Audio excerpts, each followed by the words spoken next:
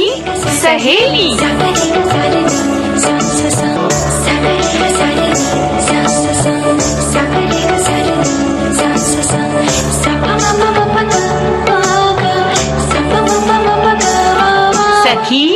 सहेली।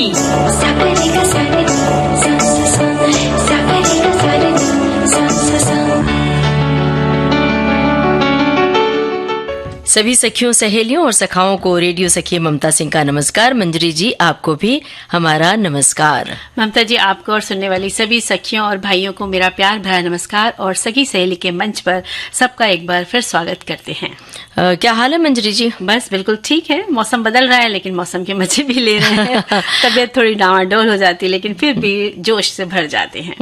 मौसम जब बदलता है तो थोड़ा एहतियात बरतना चाहिए, अपनी सेहत का खास ख्याल रखना चाहिए और हमें लगता है कि हमारी सखियां इस मामले में बहुत समझदार हैं और इसका खास ख्याल रखती हैं, लेकिन अपना तो ख्याल रख लेती हैं। बाल बच्चों का ख्याल रखना ज्यादा जरूरी होता है क्योंकि उनका ध्यान इस ओर नहीं होता है, पता भी नहीं होता है। अगर पता है भी तो वो ध्यान नहीं देते हैं। तो ये हम बड़ों की जिम्मेदारी होती है और बड़ों की बहुत सारी जिम्मेदारियां होती हैं, बहुत सारी बातें बताना, जानकारी देना। और आज ऐसे तमाम विषय हैं जिन पर श्रोताओं की टिप्पणियां आनी शुरू हो गई हैं, लेकिन एक बार दोहरा देते हैं कि विषय क्या है। जी, आज है केंद्रीय रिजर्व पुलिस बल डे है, इस पर हम बात करेंगे। और चूंकि आज रंग पंचमी भी है तो इसकी चर्चा भी होगी। और हमारे जरा याद करो कुर्बानी में क्रांतिवीर मुंशा सिंह दुखी के बारे में हम बात करेंगे और रंग की बात करेंगे। वस्त्रों के रंग का बड़ा प्रभाव होता है। ऐसा कहते हैं कि जब रंग मतलब बड़े चटक रंग पहनते हैं तो मन खुश रहता है, ऊर्जावान रहता है। अगर कोई धूसर रंग, स्लेटी या बड़ा उदास रंग पहन लेते हैं तो मन भी उदास हो जाता है। अब किस पर किस रंग का क्या असर होता है ये हमारे श्रोता जरूर बताएं टिप्पणी में। विविध भारती के फेसबुक पेज पर जाने के लिए आपको टाइप करना है www.facebook.com/VBS मुंबई। तो वस्त्रों के रंग, महिलाओं की पसंद पुरुषों से कितनी भिन्न है ये बताना है हमारे श्रोताओं को। बिल्कुल। और इसके साथ व्यंजन का दिन है तो स्वाद में हम ठंडे पेय पदार्थों का भी बताएंगे, तरीका कैसे बनाया जाता है। और आज एक बड़ा ही ऐतिहासिक दिन है, खास दिन है, रोमांचक दिन है और आज खुश होने का दिन है। बिल्कुल। सभी महिलाओं के लिए तो खास है, ये सारे देश भर के लोगों के लिए ये आज का दिन बेहद खास है। बताइए क्यों?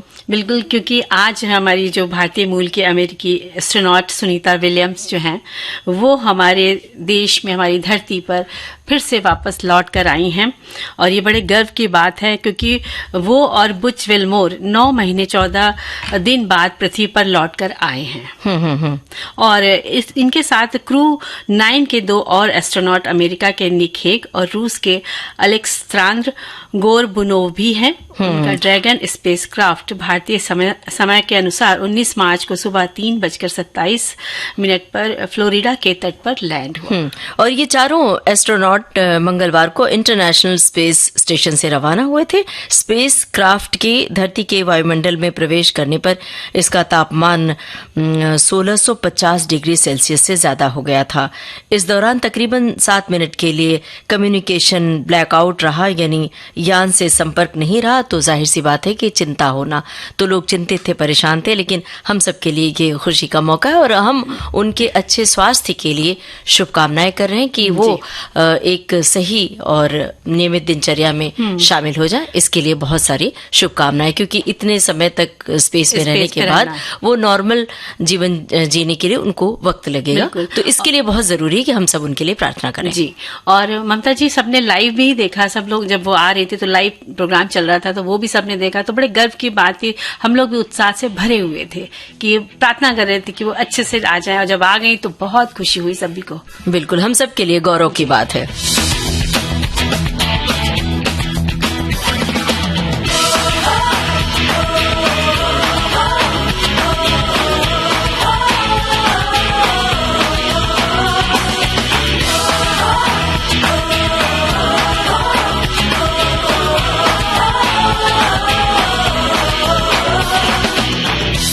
कहाँ था ये जो हो गया, आना कहाँ था ये लो हो गया। छुट्टी कोई काटना है हमको होश में, कदमों को थामो ये है उड़ते जोश में।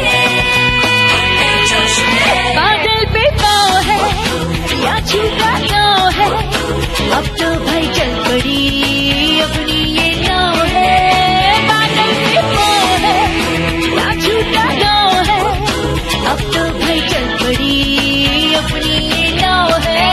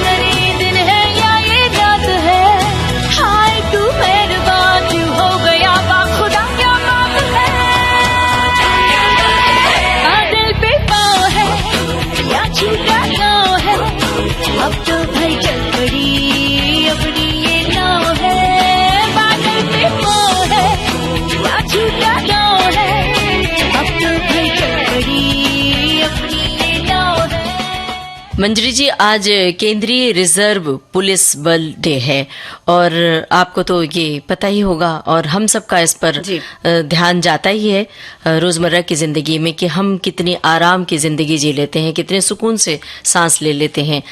केंद्रीय रिजर्व पुलिस बल सीआरपीएफ भारत का सबसे बड़ा अर्धसैनिक बल है। ये भारत सरकार के गृह मंत्रालय के अंतर्गत आता है। केंद्रीय रिजर्व पुलिस बल 27 जुलाई 1939 को क्राउन रिप्रेजेंटेशन पुलिस के रूप में अस्तित्व में आया था और उसके बाद 28 दिसंबर 1949 को सीआरपीएफ अधिनियम के लागू होने पर इसे केंद्रीय रिजर्व पुलिस बल का दर्जा प्रदान किया गया। और अब देश का सबसे बड़ा अर्धसैनिक बल केंद्रीय रिजर्व पुलिस बल सेना की तर्ज पर हर साल 19 मार्च को सीआरपीएफ समारोह के रूप में डे के रूप में ये आयोजित किया जाता है। और अभी तक किसी भी अर्धसैनिक बल में डे यानी दिवस नहीं मनाया जाता था। और सीआरपीएफ मुख्यालय ने बताया कि सरदार पटेल ने 1950 में 19 मार्च के दिन ही सीआरपीएफ का झंडा यानी प्रेसिडेंट कलर्स प्रदान किया था। इस बल की स्थापना आजादी से पहले की है। और ये भी बताते चले कि इस बल के जांबाजों ने युद्ध के मोर्चे पर दुश्मन सेना को कड़ी टक्कर दी थी। जिस तरह से आर्मी डे पर भव्य परेड होती है, उसी तरह अब हर बरस 19 मार्च को सीआरपीएफ डे परेड आयोजित की जाएगी।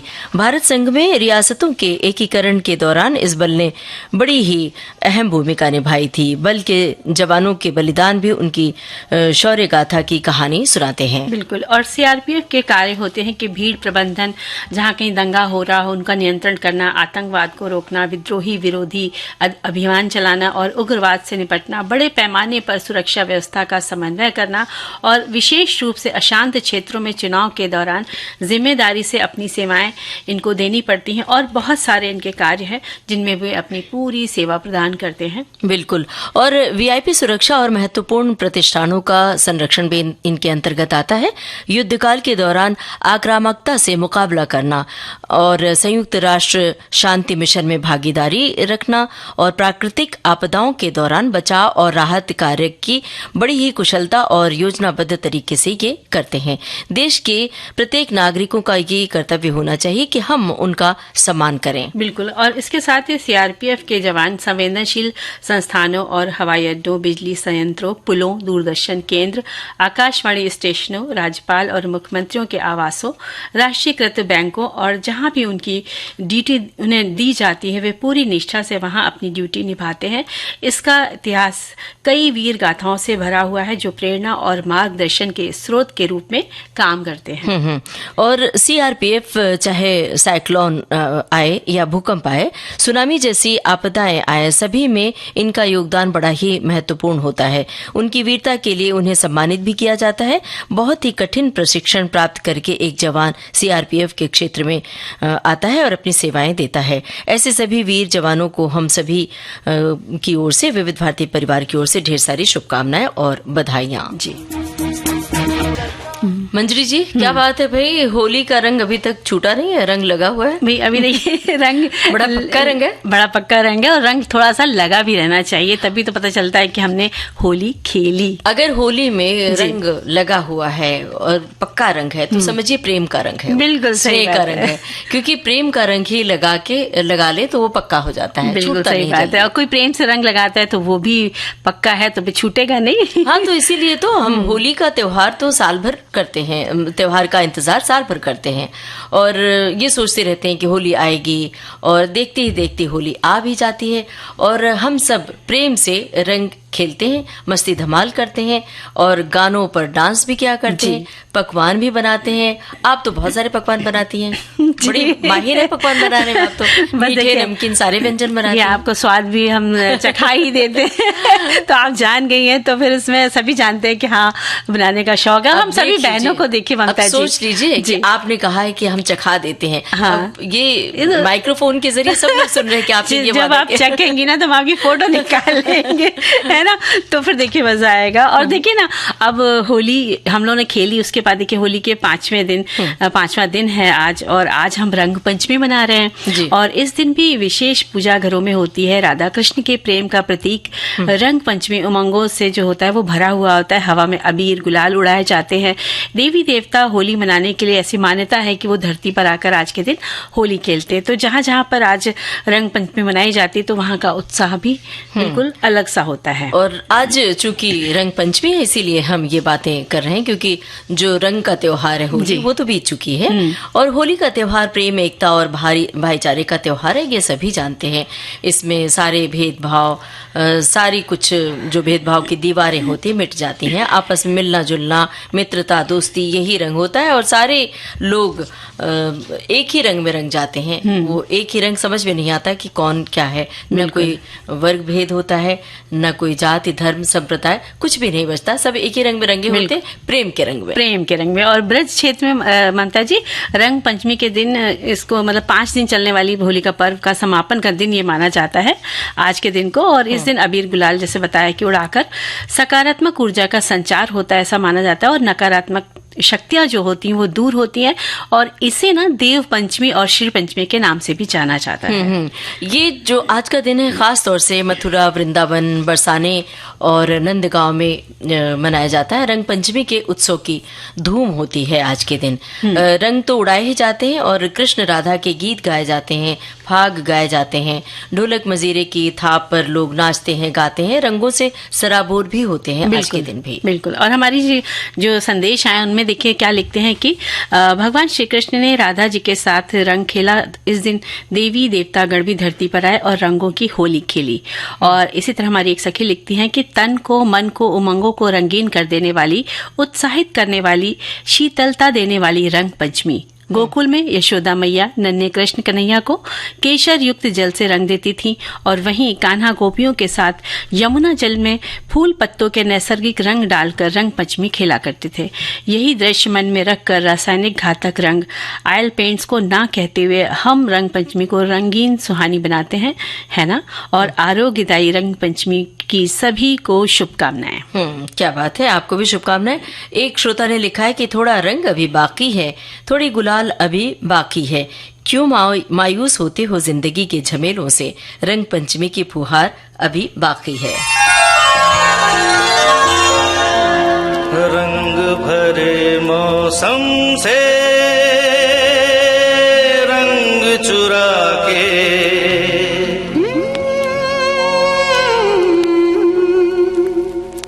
रंग भरे मौसम से रंग चुरा के आ देखूं तेरी मांग में सिंदूर सजा के, सिंदूर सजा के। रंग भरे मौसम से रंग चुरा के आ देखूं तेरी मांग में सिंदूर सजा के, सिंदूर सजा के। रंग भरे मौसम से रंग चुरा के आ देखो पिया मैं तेरी तस्वीर बना के, तस्वीर बना के। रंग भरे मौसम से रंग चुरा के।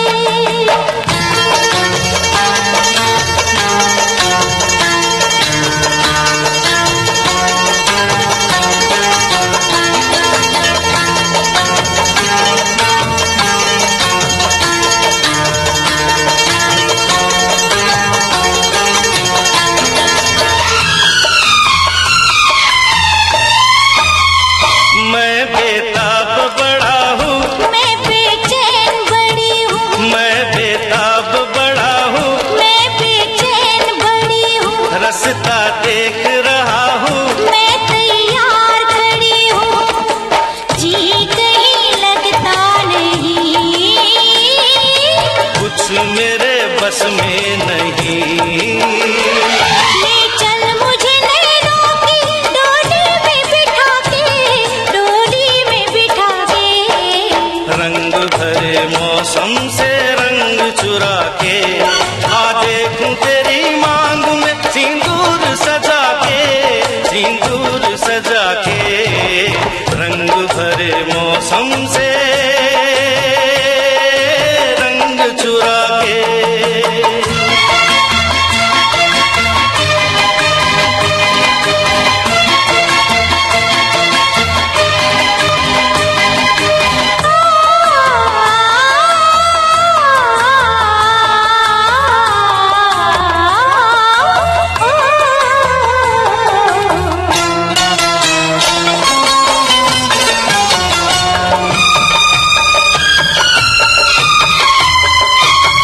सब कुछ सोच लिया क्या, चाहते दी तो जिया क्या, ओ सब कुछ सोच लिया क्या, चाहते दी तो जिया क्या। तूने मुझको दिया क्या, मेरे पास रहा क्या, लूट लिया इस तरह।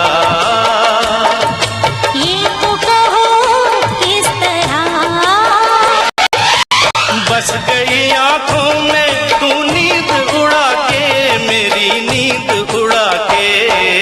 रंग भरे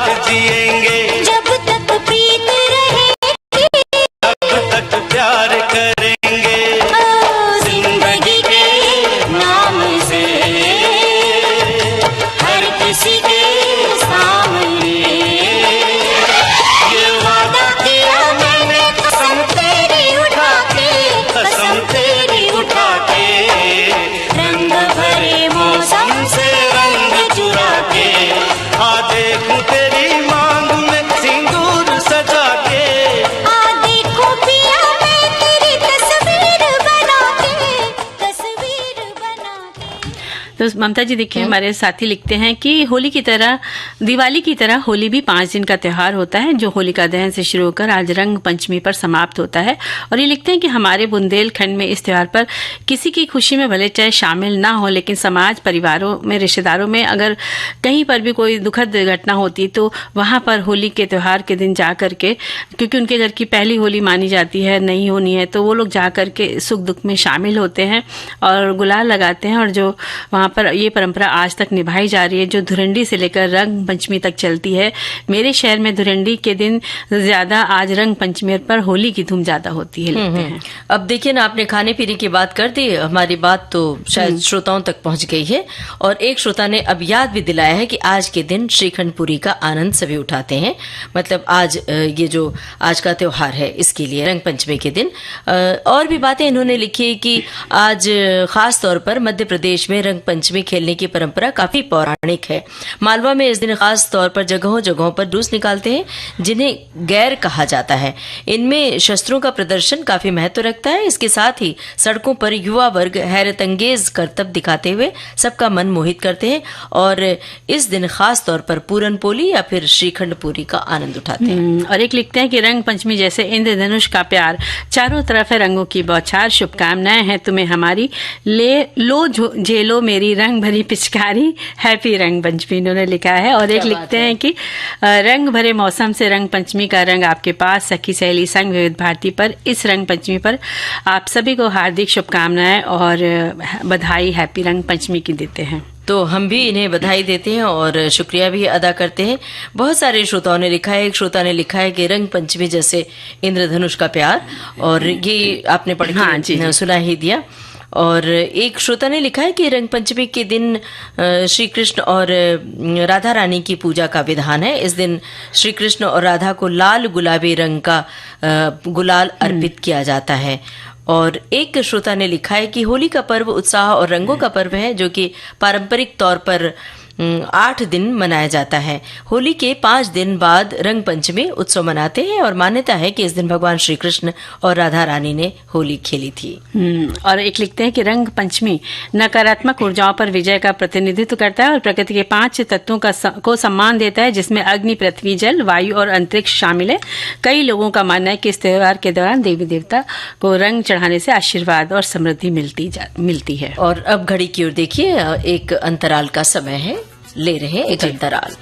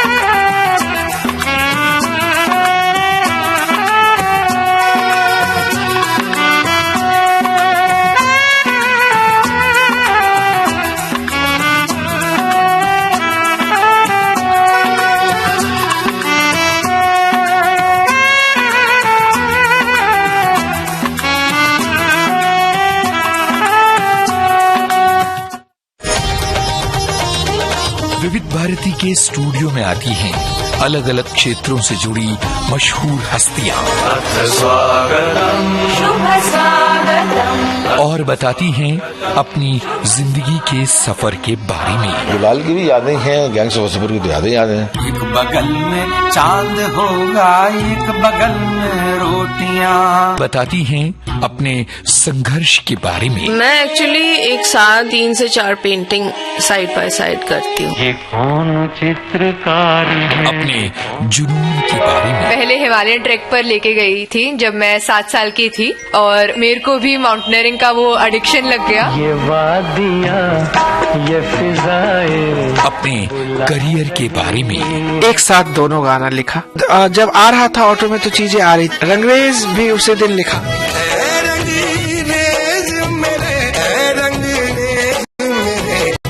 आज के मेहमान हर बुधवार की सहेली और मंजरी जी कुछ श्रोताओं की टिप्पणियां पढ़ने के इरादे से मोबाइल में खोई हुई है। हमें लगता है कि गाना सुन लिया जाए।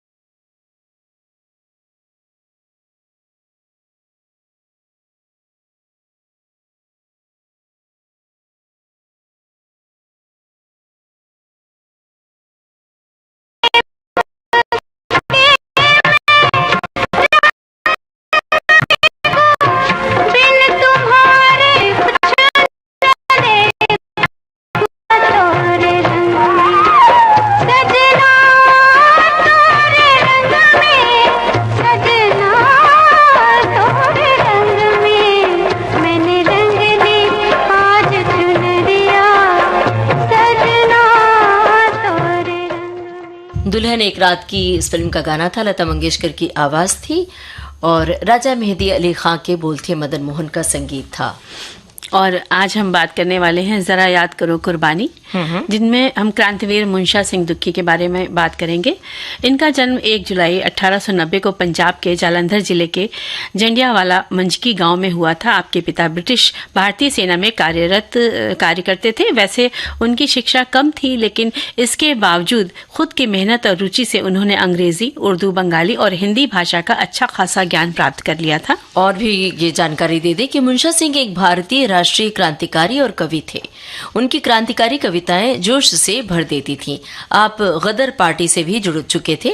मुंशा सिंह 1908 में हांगकांग पहुंचे, फिर वे आगे गए जहां पर उनकी भेंट प्रसिद्ध क्रांतिकारी हुसैन रहीम से हुई, जो गुजरात के रहने वाले थे। और बाद में वे सैन फ्रांसिस्को चले गए और एक रेलवे लाइन निर्माण कंपनी के लिए उन्होंने काम करना शुरू कर दिया। 1912 में वे वैंकूवर गए। जब गदर पार्टी का गठन हुआ तो फिर वे इसमें जो थे वो सक्रिय सदस्य बन गए। जादुखी नाम से क्रांतिकारी कविताएं लिखी और इसके साथ ही वे कोमा गाटा मारू गुरु नानक जहाज के यात्रियों को उनकी कानूनी लड़ाई में मदद करने के लिए गठित शोर समिति के 15 सदस्यों में से आप एक थे। प्रथम विश्व युद्ध हुआ तब वे अपने कई साथियों के साथ सशस्त्र विद्रोह करने के लिए भारत लौट आए थे। और जब वो आए तो लेकिन उन्हें 1 जनवरी 1915 को कैद कर लिया गया था। पुलिस ने मुकदमे के बिना ही उन्हें 22 महीने तक अंधेरी कोठरी में कैद रखा था। और फिर उन्हें एक दूसरे पूरक लाहौर के षड्यंत्र मामले में फंसा दिया गया। मुकदमा 8 नवंबर 1916 को शुरू हुआ था और 5 जनवरी 1917 को खत्म हुआ। उन पर इस तरह के केस किए गए। 1914 में विक्टोरिया, 1913-14 में वैंकूवर, 1914 में सांगोवाल और 1915 में लाहौर में युद्ध छेड़ने या युद्ध की सहायता करने या युद्ध छेड़ने का प्रयास करने के साथ साथ एक साजिशकर्ता के रूप में ऐसे षड्यंत्र को अंजाम देने के लिए दूसरे लोगों के आरोप को उनके ऊपर लगा दिया गया था। जो षड्यंत्र कर रहे थे उनका इल्ज़ाम इन्हें झेलना पड़ा और उन्हें संपत्ति हड़पने के साथ आजीवन कारावास की सजा सुना दी गई। 1920 में वे शाही क्षमादान के तहत जेल से बाहर आए, लेकिन रिहाई से पहले उन्हें हजारीबाग, लाहौर, कैंपबेलपुर और मुल्तान में कैद कर लिया गया था। और 1922 में रिहा के बाद उन्होंने साहित्यिक समाज कवि कुटिया की स्थापना की। इसके साथ ही उन्होंने प्रतिष्ठित पंजाबी कविता पत्रिका कवि का संपादन भी किया, जिसे उन्होंने कोलकाता से प्रकाशित किया था। और स्वतंत्रता के बाद भी अपनी साहित्यिक गतिविधियां उन्होंने जारी रखी। 1950 में मुंबई से एक, जब बॉम्बे कहा जाता था, साहित्यिक पंजाबी पत्रिका जीवन की शुरुआत की थी। और उन्होंने देश भगत यादगार समिति जालंधर द्वारा प्रकाशित देश भगत यादन का संपादन भी किया था उन्होंने। और 26 जनवरी 1971 को वे एक बीमारी से ग्रस्त होने के कारण फगवाड़ा में मुंशा सिंह का निधन हो गया और एक क्रांतिकारी कवि सदा के लिए पंचतत्व में विलीन हो गए। वो इस तरह से हम जब भी ऐसी बातों को सुनते हैं तो उनकी शहादत याद आती है और प्रेरणा स्रोत। मंजरी जी, देखिए हमारे श्रोताओं की बहुत सारी टिप्पणियां आ रही है, रंग से जुड़ी हुई बड़ी टिप्पणियां आ रही हैं। वैसे भी जीवन के कई रंग हैं। बिल्कुल, वो रंग जीवन में चाहे सुख दुख का रंग हो, खुशी का रंग हो, गम का रंग हो, हर रंग हमें जोड़ते हैं और हर रंग में हमको खुश रहना सिखाते हैं ये रंग। बिल्कुल, और एक दूसरे रंगों के बगैर, जो है आपने सुख दुख की बात करी, इनके बगैर कोई जीवन का मजा भी नहीं है, फीका होता है। फीका अगर होता मान लीजिए हमारे पास सिर्फ खुशी का रंग हो, अगर दुख का रंग ना हो तो खुशी की अहमियत नहीं पता चलेगी। बिल्कुल सही कहा। तो ये रंग का खेल बड़ा अजीब है। और आज सखी सहेली में जैसे रंगों की बारिश हो रही है, रंग ही रंग है, हर तरह के रंग। अब आगे कौन से रंग की बात करने वाले जी इस गाने के बाद? तो दिल क्यों ना मेरा दीवाना हो तेरा, ये झुके झुके नैनो ये लट बल खाती, तो दिल क्यों ना मेरा दीवाना हो तेरा, ये झुके झुके नैना।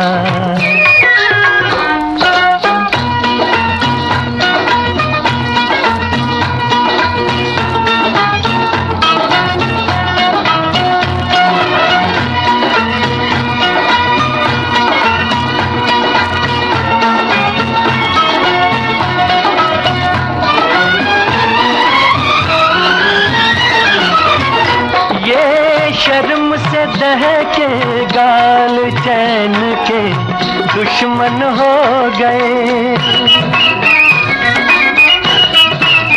ये शर्म से दहके गाल चैन के दुश्मन हो गए, ये उलझे उलझे बाल दिलों की उलझन हो गए। तेरे गालों की खैर, तेरे बालों की खैर, तेरे गालों की खैर, तेरे बालों की खैर, क्यों ना जुल्मियों जालिम ल जाना हो तेरा, ये झुके झुके नैनो ये लट बल खाती, तो दिल क्यों ना मेरा दीवाना हो तेरा, ये झुके झुके नैना।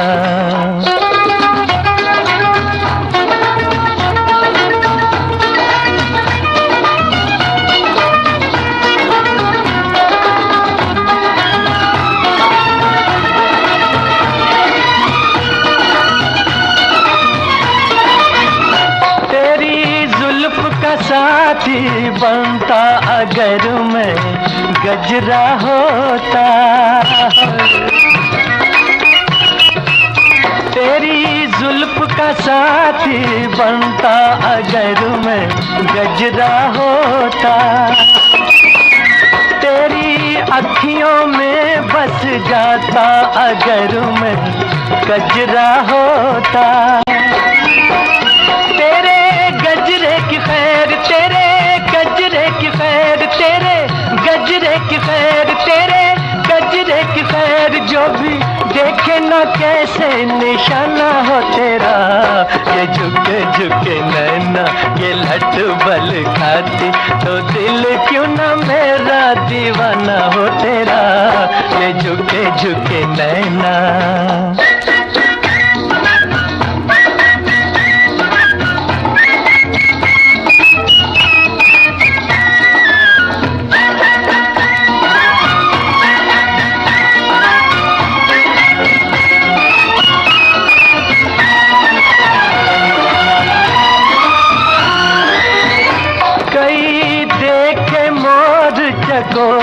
चाल ना ऐसी देखी। कई देखे मोर चकोर चाल ना ऐसी देखी। ये कमर लचकती डाल डाल ना ऐसी देखी। ये रंग ये रूप जैसे चढ़ती हो धूप, ये रंग ये रूप जैसे चढ़ती हो धूप गोरी, फिर क्यों ना सारा जमाना हो तेरा। ये झुके झुके नैना ये लट बल खाती, तो दिल क्यों ना मेरा दीवाना हो तेरा। ये झुके झुके नैना। मंजरी जी, एक जमाना था, मतलब पहले के जमाने में लोग ये कहते क्या देखा जाता था कि पुरुष बड़े हल्के रंग के कपड़े पहनना पसंद करते थे, क्रीम, बादामी या सफेद। आपको याद होगा अपने घर में दादाजी या पिताजी, चाचा जी को वही सफेद कपड़ों में ही देखा करते थे, या बहुत हुआ तो बादामी रंग और धोती कुर्ता तो रहता ही था, और हल्का कभी कभी हुआ तो हल्का सा पीला सा रंग। हाँ, और महिलाओं को भी हल्के रंग की साड़ी महिलाएं अक्सर कहती थी, मतलब दादी नानी, अरे हम बूढ़े हो गए, हम थोड़ी ना ऐसे गाढ़ा रंग पहनेंगे। हल्का सा भूरा, बादामी, हल्का सा हरा रहता था, और कभी कभी आसमानी रहता था, हल्का गुलाबी। लेकिन अब रंगों का जैसे चयन बिल्कुल अलग ही हो गया है। अब उस पर उम्र का कोई असर नहीं है, न ही जेंडर भेद है। पुरुष महिला सभी सब हर तरह के कपड़े पहनते हैं। हमने बहुत सारे पुरुषों को देखा चटक लाल रंग, गुलाबी रंग, बैगनी रंग, नीला, काला सब पहनते हैं। और कई बार क्या होता है कि जब देखा करते थे कि ग्रे कलर सबको बहुत पसंद आया या काला पसंद आया, तो सबने एक तरह के मतलब अपनी तरह से पहन के, सबके पास ही ज्यादातर वो रंग होते थे। और किसी फंक्शन में गए तो मालूम पड़ा सामने की रो पे कुर्सियों पे एक रंग के लोग मतलब कपड़े पहने बैठे, तो कई बार फोटो से पता चल जाता है ताकि अरे ये तो ग्रे हमने भी पहना, उसने भी पहना। फंक्शंस में तो अब तो कलर कोड दिया जाता है, ये हो गया इस रंग का पहनना। लेकिन अमूमन पार्टी फंक्शंस में महिलाओं के ऊपर साड़ी फबती है, खिलती है, और पुरुष भी कई बार पारंपरिक पोशाक में जाते हैं, कुर्ता पैजामा या धोती कुर्ता भी पहनते हैं लोग। और आजकल तो तैयार धोती भी आती है। आजकल तो छोटे बच्चों के लिए जो फंक्शंस होते हैं, खास आयोजन होते हैं, तो उसमें भी लिख के आता है, कोड आता है कि बच्चों को धोती कुर्ता पहना के भेजो। बिल्कुल, तरह तरह के वस्त्र आ गए, उनके रंग आ गए, शेरवानी है, कोट है, और टक्सीडो जैसे टाइप के, इस टाइप के बहुत सारे कपड़े। एक हमारी श्रोता ने इस तरह की बात लिखी है कि जो महिलाएं साड़ी पहनना पसंद करती हैं, वो कुछ स्टाइलिश ब्लाउज अपने कलेक्शंस में शामिल कर सकती हैं। इन दिनों क्रॉप टॉप ब्लाउज बहुत ट्रेंडिंग है, या किसी पार्टी में जाना है तो आजकल बहुत पसंद किया जा रहा है शर्ट या ब्लेजर के साथ साड़ी को पहनना। इसके अलावा ऑफ शोल्डर ब्लाउज या फिर हाफ शोल्डर ब्लाउज साथ ही, और भी कई तरह के स्टाइल ट्रेंड में। भाई नोट कर लीजिए मंजरी जी, ये जो इन्होंने लिखा है कि हाफ शोल्डर ब्लाउज, या फिर ये जो लिखा टी शर्ट या ब्लेजर के साथ साड़ी। बहुत चीजें चलन में आ गई है, नई नई हम देखते हैं, तो सबकी अपनी अपनी पसंद होती है। लेकिन हमारे एक श्रोता लिखते हैं कि कपड़ों को लेकर स्त्री और पुरुष की पसंद में बहुत भिन्नता होती है। भिन्नता व्यक्तिगत पसंद, संस्कृति और फैशन के अनुसार हो सकती है। एक और जहां पुरुष सादे रंग या सादी डिजाइन, टिकाऊ और पहनने उतारने में सुविधाजनक होने वाले कपड़े पसंद करते हैं, वहीं पर स्त्रियां जो है वो चटक, रंग, फैशन और प्रतिस्पर्धा में सबसे ऊपर रहने के हिसाब से कपड़ों का चयन करती हैं। और ऐसे कपड़े पहनने में कंफर्टेबल और टिकाऊ है या नहीं, ये उनके लिए मायने नहीं रखता। जिस फंक्शन के लिए कपड़े का चयन किया है वहां इमेज बन जाए, बस यही उनके लिए सर्वोत्तम है। एक बात ये भी कहना चाहूंगा कि ये सब हर व्यक्ति स्त्री पुरुष पर लागू नहीं है, जरूरी नहीं है कि लागू हो, सबकी पसंद व्यक्तिगत होती है। मैं अपनी कहूँ तो मुझे black, white, grey, navy blue ज्यादा पसंद है। दिक्कतें तो तब होती जब कपड़े कोई आपको गिफ्ट करता है और आपकी पसंद से मेल नहीं खाए, तो ऐसे में लगता है कि बतौर गिफ्ट दे दें हम उसको। एक श्रोता ने लिखा है कि मुझे तो ब्राइट कलर पसंद है, हरा, लाल, पीला, नारंगी, बैगनी, फिरोजी, चमकीला रंग अच्छे लगते हैं। ऐसे कलर से आसपास का माहौल भी खुशगवार हो जाता है। और एक श्रोता ने लिखा है, और हाँ, ब्लू और ब्लू के different shades colour of March है, यानी ब्लू रंग फुल ट्रेंड में है, महिलाओं के लिए भी पुरुषों के लिए भी। बिल्कुल। और एक लिखते हैं कि वस्त्रों का सही पहचान हमारे पापा और बड़े भाई को है, बाकी हमारे सामने 10 वस्त्र को हमारी देखकर मतलब आंखें चौंधिया जाती है, यानी किसको रखें किसको छोड़े ऐसा हो जाता है जब उनके सामने कपड़े रखे जाते हैं तो। और लिखती हैं कि कपड़ों का रंग महिला दर्शकों के नजरिए से महिला शरीर के धारण में एक दिलचस्प है, लेकिन अपेक्षाकृत कम अध्ययन किया गया है। लाल रंग को छोड़कर मतलब कारक है, ये अच्छी तरह से स्थापित है कि रंग का मानव मनोवैज्ञानिक कार्यप्रणाली की एक श्रृंखला पर पर्याप्त संदर्भ निर्भर प्रभाव पड़ता है, जैसे भावना, अनुभूति और व्यवहार। उदाहरण के लिए चमकीले और गहरे रंग क्रमशः सकारात्मक और नकारात्मक भावनाओं से जुड़े हुए होते हैं। इस तरह की बातें हमारे सभी भाइयों ने अपने लिख के भेजी है। और एक श्रोता की टिप्पणी है, इन्होंने कई रंगों के बारे में लिखा है, उसका असर क्या होता है देखते हैं। बहुत लंबी सी टिप्पणी है, लेकिन संभव नहीं कि पूरा का पूरा पढ़ा जाए। लिखा है इन्होंने कि महिलाओं के पसंद वाले रंग अक्सर उनके व्यक्तित्व, संस्कृति और फैशन सेंस पर निर्भर करते हैं। जैसे गुलाबी रंग महिलाओं के बीच बहुत लोकप्रिय है, लाल रंग महिलाओं के बीच लोकप्रिय है। ये रंग ऊर्जा और जोश, साहस का प्रतीक है। नीला रंग विश्वास, वफादारी और समझ का प्रतीक है। हरा ये रंग प्रकृति, विकास और स्वास्थ्य का प्रतीक है। बैंगनी ये रंग कल्पना, रचनात्मकता और विलासिता का प्रतीक है। और सोना रंग समृद्धि, विलासिता और सुंदरता का प्रतीक माना जाता है। चांदी रंग ये रंग नवाचार, तकनीक और स्वच्छता का प्रतीक माना जाता है। और इन रंगों के अलावा महिलाओं की पसंद व्यक्तिगत और सांस्कृतिक रूप से अलग हो जाती है। तो अब हम लोग एक गीत सुन लेते हैं।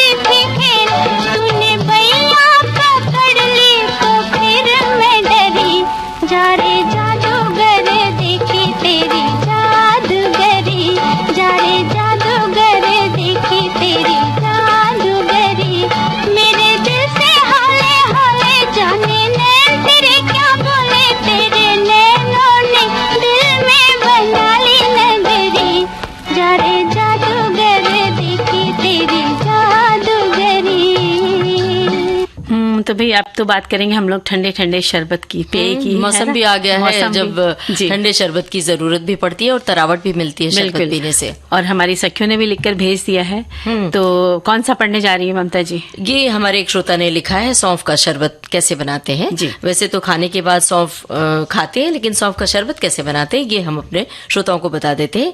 1 कप सौंफ को रात भर भिगो ले, दूसरे दिन बारीक पीस ले। इसके साथ इसमें हरा करने के लिए इसमें थोड़े पुदीने या धनिया की पत्ती साथ में पीस ले और पानी मिलाकर छान कर रख लें हिसाब से, मतलब अपने अनुपात से। इसमें पानी 1 कप चीनी मिलाकर इसमें थोड़ी देर में पका लें। जब ये पक जाए तभी इसमें काली मिर्च पाउडर मिला दें। इसे ठंडा करके कांच के जार में रख लें। जब भी जरूरत हो ग्लास में इसकी सिरप को डालें और ठंडा पानी बर्फ डालें। सौंफ का ठंडा शरबत तैयार है। ये मन और तन दोनों को शीतल कर देता है। और इसी तरह हमारे एक साथी ने लिखकर भेजा है कि नारियल पानी के बारे में लस्सी, छाछ, नींबू पानी, आंवला जूस, कोकम शरबत और बेल का शरबत, पुदीना का शरबत, गुलाब का शरबत और शिकंजी, ये सब के बारे में लिखकर भेजा है कि इनसे क्या क्या फायदे होते हैं। तो कुछ सबको पता ही है, लेकिन हम फिर भी बता देते हैं कि नारियल पानी एक प्राकृतिक और शीतल पेय पदार्थ है जो गर्मियों में मौसम में शरीर को हाइड्रेट रखने में मदद करता है। और लस्सी जो होती है वो गर्मी के मौसम में ठंडक प्रदान करती है और छाछ भी इसी तरह ठंडक पहुंचाता है। और नींबू पानी जो वो शरीर को हाइड्रेट करने में मदद करता है। और इसी के साथ एक अंगूर का पंच बता दें। बताइए। तो इसकी सामग्री लीजिए कि अंगूर 1 कटोरी लेना है, धो करके आप उसकी डंठल निकाल के साफ कर लीजिए। काला नमक, भुना जीरा पीस लीजिए। शक्कर जो है उसमें अंदाज से आप लीजिए। नींबू का रस लें, पुदीने की थोड़ी सी पत्तियां, अनार के दाने करीब आधा कटोरी और कुछ अंगूर कतरे हुए ले लीजिए। अब आप अंगूर को मिक्सी में ठंडे पानी के संग में पीस लीजिए और इसमें पानी शक्कर अंदाज से मिलाइए जितना आपको चाहिए और काला नमक, भुना जीरा, नींबू रस मिला दीजिए इसमें। और अब बर्फ के टुकड़े गिलास में डालिए, उसमें थोड़े से अनार के दाने डालिए, जो आपने अंगूर को पीसा था उसको डाल दीजिए। आपका शरबत पीने लायक एकदम तैयार हो गया। ऊपर से पुदीने की कतरन भी आप डाल सकती हैं। बिल्कुल, शरबत में इस तरह नमकीन जो शरबत जैसे बनते हैं, थोड़ा सा मीठा, थोड़ा सा जलजीरा, इस टाइप तो का। इसमें पुदीने की पत्तियां डाल दें तो स्वाद भी आता है और अच्छा भी रहता है। और एक श्रोता ने लिखा है नींबू पानी, ये एक लोकप्रिय और ताजगी भरा पेय है जो गर्मी में शरीर को ठंडा रखने में मदद करता है। नारियल पानी पीना चाहिए। ये एक प्राकृतिक और पौष्टिक पेय है जो गर्मी में शरीर को ताज़ा रखता है। और छाछ, ये एक स्वादिष्ट और पौष्टिक पेय है जो गर्मी में शरीर को ठंडा रखने में मदद रखता है। यानी कि बहुत सारी चीजें हैं जो आपके शरीर को बहुत अच्छा रखती हैं और साथ में संगीत सुनना भी अच्छा लगता है।